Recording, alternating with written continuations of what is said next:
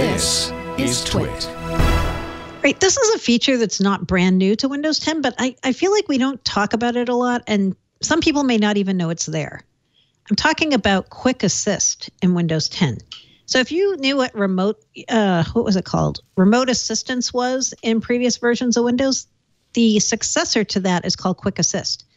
On Petri.com this week, there's a nice, succinct little tutorial about how do you set this up and how do you use it. So if you're a business, you could use this to do remote support for a remote office. Or if you're a normal person, you could do it to provide remote support. What are you trying to say, Mary Jo?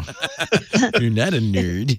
Yeah, if you're a normal, you might want to use this to help your parents like I'm thinking about my mom here, especially, who, when I say, Mom, click on Internet Explorer, she's like, what do you mean? I don't know what that is. Right.